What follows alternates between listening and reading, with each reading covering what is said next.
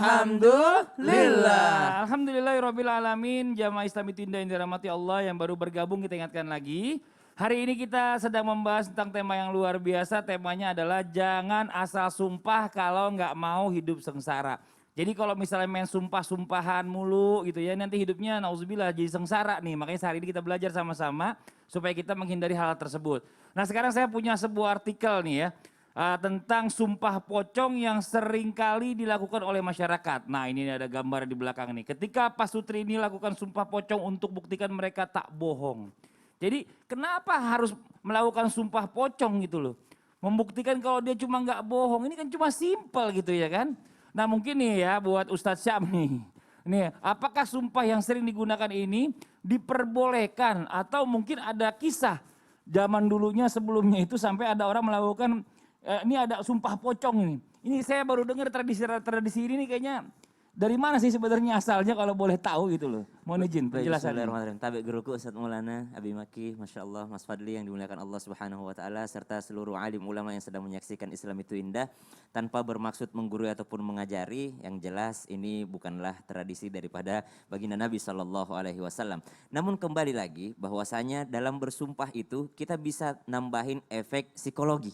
Ya, tambahan efek psikologi tadi disebut dengan golil taglil, itu yang memberatkan perasaan. Bayangin aja, dikafanin, dilakukan setelah asar di dalam masjid, seakan-akan dia disolati, sungguh itu akan menambah ketakutan dia kepada Allah Subhanahu wa Ta'ala. Karena pernah terjadi bahwasanya seseorang datang kepada baginda Nabi SAW mengatakan, "Ya Rasulullah, istriku berzina." Kata istrinya, "Ya Rasulullah, saya tidak berzina." Hati-hati kau kalau ngomong. Kalau kau nuduh saya berarti engkau mendapatkan thamanina jaldah. Orang yang menuduh istrinya berzina mendapatkan cambuk 80 kali kalau nggak bisa mendapatkan arba'ati syuhada. Nggak mendapatkan yang namanya 4 saksi. Maka pada saat itu ada saksimu nggak? Saya nggak punya saksi. Kau punya bukti nggak? Nggak punya bukti. Berarti cambuk dia ya Rasulullah. Maka laki-laki ini juga mengatakan, "Ya Rasulullah, tapi saya yakin bahwa dia ini berzina." Maka turunlah yang namanya disebut dengan hukum li'an. Hukum li'an itu hukum yang namanya mubahalah. Kalau begitu jalan terakhirnya bagaimana? Dua-duanya nggak punya saksi, dua-duanya nggak punya bukti, tapi sama-sama yakin. Maka pada saat itu belum ada tes DNA, ya kan? Maka dikatakan bahwasanya, oh kalau begitu hukum li'an saja. Apa itu hukum li'an? Disuruh bersumpah. Oh kalau saya melakukannya, saya akan dilaknat gitu sama Allah Subhanahu wa Ta'ala. Yang satu juga mengatakan kalau saya yang berbohong saya dilaknat. Mungkin dari sini diambil sehingga terjadilah yang namanya sumpah pocong. Kalau saya melakukannya, kalau saya berbohong saya yang jadi pocong misalnya. Atau saya yang meninggal dunia. Namun kembali lagi tradisi seperti ini bukanlah yang namanya dari ajaran Islam. Kalaupun ada yang namanya tapi yang disebut dengan mubahalah. Ada dalam Al-Quran disebut dalam surah Ali Imran ayat 61. Allah Subhanahu wa Ta'ala berfirman ba'da naqul a'udzubillahi minasyaitonir rajim. فَمَنْ حَاجَّكَ فِيهِ مِنْ بَعْدِ مَا جَاءَكَ مِنَ الْعِلْمِ فَقُلْ تَعَالَوْا نَدْعُ أَبْنَاءَنَا وَأَبْنَاءَكُمْ ونساءنا ونساءكم وأنفسنا وأنفسكم ثم نبتهل فنجعل لعنة الله على الكاذبين. Ketika baginda Nabi SAW berdebat secara ilmiah dengan orang-orang Yahudi pada saat itu, orang-orang Yahudi mengatakan, masa sih kamu ini keturunan Nabi Ibrahim? Nabi Ibrahim kan ada di Palestina, ada di Baitul Maqdis. Maka Rasulullah mengatakan, kau tidak percaya sama saya? Itu kan ada jejak kakinya makam Ibrahim, berarti Nabi Ibrahim pernah di sini.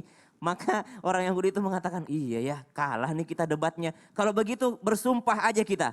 Kata Nabi Muhammad SAW, siapa takut? Fakul ta'alau nada'u abna'ana wa abna'akum. Oke, kalau begitu saya panggil Fatimah. Anakku Fatimah sebagai jaminan. Oh, Hasan Husain datang sini cucuku dua-duanya. Maka kata orang-orang Yahudi, waduh dia berani bawa cucunya anaknya. Kalau begitu kita kalah deh. Maka disebut falanja'al la'natallahi 'alal kadzibin. Kalau yang berbohong maka dilaknat oleh Allah Subhanahu wa Ta'ala. Namun kembali lagi sumpah pocong tadi sudah dilarang oleh Majelis Ulama Indonesia karena bukan ajaran tentang Islam. Akan tetapi untuk menambah efek psikologis, maka mungkin diambil daripada hal tersebut, yakni hukum li'an tadi. Wallahu a'lam. Oh, jadi jelas ya jadi ya kenapa Jelas. muncul ini namanya sumpah pocong ini ya kan? Iya. Mungkin kalau di luar negeri ada jarang yang pakai pocong itu biasanya. Pakai pakaian Sumpahnya, jas iya, berarti ya. pakai jas biasanya Beda lagi. mereka. Iya, beda lagi. Iya. Nah, sekarang kita sambut yang tadi lagi nih Bi sebelum iklan nih Bi nih. Kan tadi kan kalau tadi pakai bahasa Sunda atau pakai Makassar gitu Bi. Jadi nggak jelas juga saya pendengarannya kayak gimana jawabannya. Nah, sekarang berbicara masalah tentang tadi sumpah pocong, ada yang pakai Al-Quran gitu ya, ada yang macam-macam. Nah sebenarnya tata cara bersumpah yang baik dan benar dalam Islam itu seperti apa Bi? Iya. Mungkin bisa diberikan contoh. Ya, Silakan tafadhol Bi. Bismillahirrahmanirrahim. Syukran. Ya. Izin Ustaz Nur Maulana, Ustaz Syam. Bismillah. Subhanallah, ketika kita ingin bersumpah, lalu contohnya seperti apa dan bagaimana syarat sah ataupun yang sahnya, yang bagaimana sumpah itu.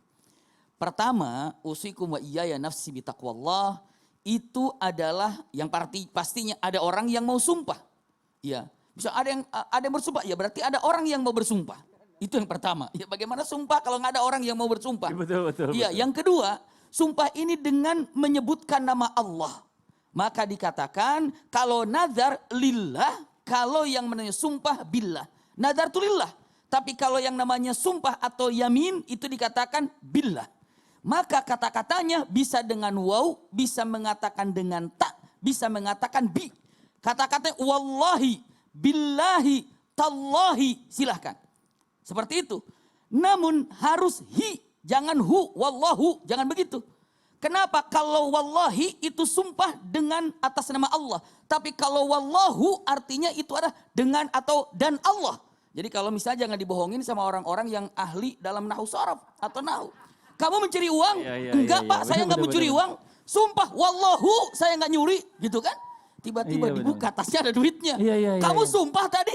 Bapak nggak tahu saya wallahu tadi bukan wallahi.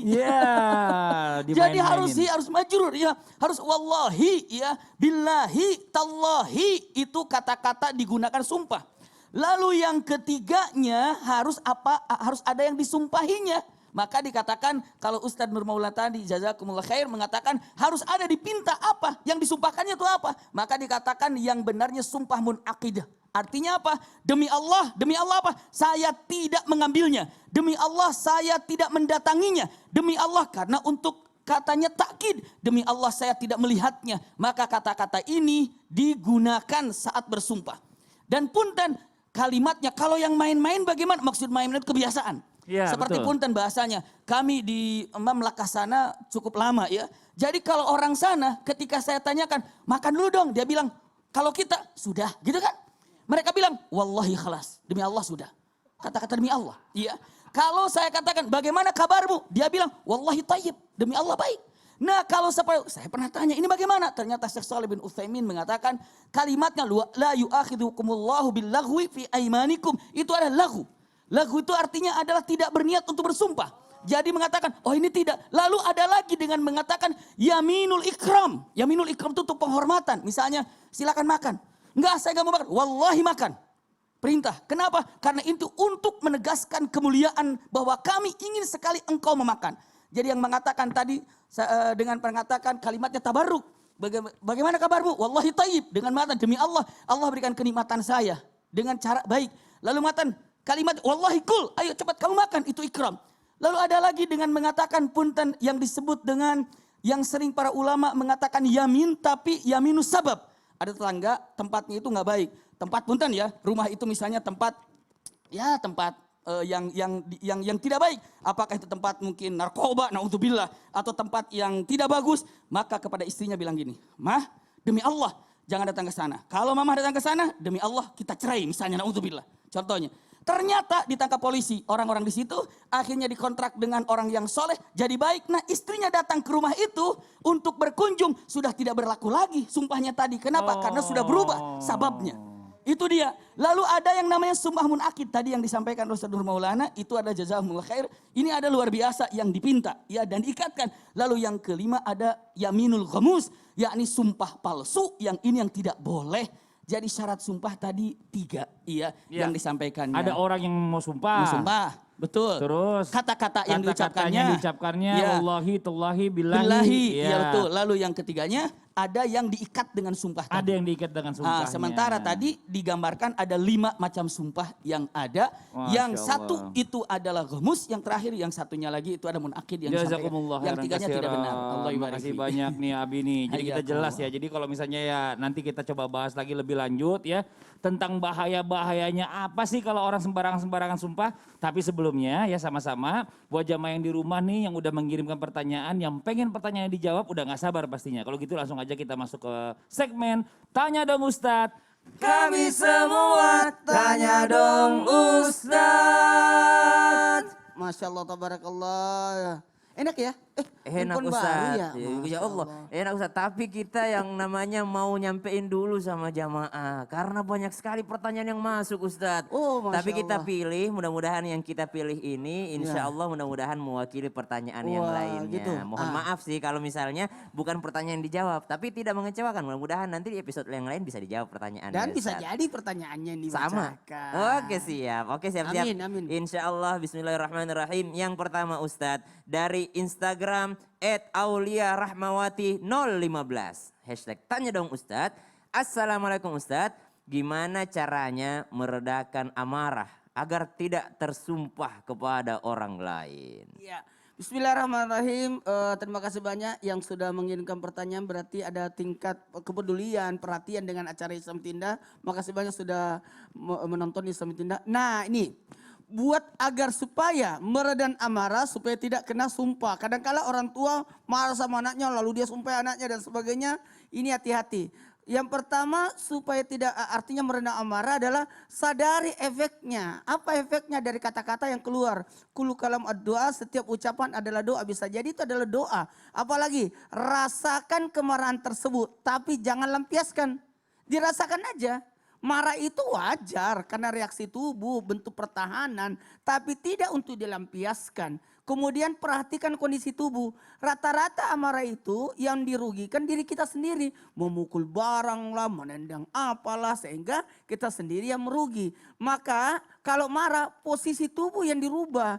Dari berdiri, duduk, duduk, baring. Apalagi belajar untuk bersifat empati. Bisa atau introspeksi diri. Bisa jadi ini kesalahan saya sehingga membuat seperti itu. Kemudian berbicara dengan orang yang bisa dipercaya artinya apa? Mencari solusi bagaimana caranya. Kemudian bergerak aktif atau kalau marah itu biasanya meluap-luap sehingga banyak tenaganya. Lebih bagus gunakan tenaga itu untuk melakukan kebaikan. Kemudian yang paling penting ya berobat. Siapanya Ustadz? Orang yang marah itu Oh yang suka marah. harus terapi jatuhnya. Oh baik Iya, iya. Ustadz. Tabe, Saya baca. Tabe, pertanyaan yang kedua. Oke, bismillahirrahmanirrahim. Aduh ini enak banget pakai handphone baru ya. Instagram, saya senang ya. Lili Yulita. Iya siap. Tanya dong Ustadz, Iya. Assalamualaikum Pak Ustadz. Waalaikumsalam Gimana warahmatullahi kalau seorang ibu suka sumpahin anaknya? Gimana tuh sikap kita kepada ibu yang suka menyumpahi anaknya? Kita tuh kan Pak Ustadz mohon pencerahannya. Masya Allah. Malam Jadi kalau ada seorang ibu yang sedikit-sedikit, ibu sumpahin kau ini, ibu sumpahin ini, Iya. ya mudah-mudahan kau ini, mudah-mudahan ini. Subhanallah, maka sudah disampaikan oleh guru kami tadi Ustaz Maulana bahwa mengatakan bahwa setiap perkataan adalah doa. Apalagi seorang ibu kepada anaknya, enggak usah bersumpah, ngomong biasa aja itu bisa jadi diterima oleh Allah Subhanahu wa taala.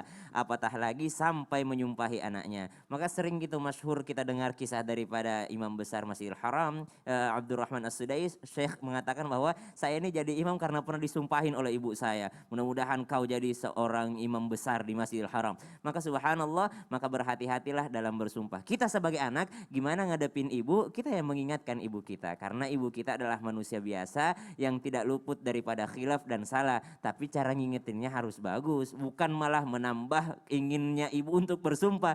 Kalau ngingetinnya juga caranya dengan tidak bagus, maka tambah pengenlah ibunya bersumpah. Jadi ingetinnya dengan cara yang memuliakan ya. Birrul walidain, memuliakan dimuliakan dengan cara qaulan karima, dengan perkataan yang mulia. Ibu, saya dengar loh di Islam itu indah, ternyata tidak boleh loh orang sembarangan bersumpah, apalagi kata-kata ibu ini mustajab, pasti dengarkan oleh Allah Subhanahu wa taala. Maka berhati-hatilah kita. Subhanallah. Ada lagi pertanyaan yang ketiga Ustadz ini. Garo. Tapi ini pertanyaanku. Oh iya. Bagaimana kan sudah diajarkan sama Abi tadi itu. Ya. Orang bersumpah itu wallahi billahi Tallahi. tallahi. Tapi ada juga orang bersumpah selain daripada nama Allah. Bagaimana itu Ustaz? Ada hukumnya bagi orang yang bersumpah selain nama Allah. Mau tahu hukumnya? Wah, Weh, ya Allah. ini harus kubahas.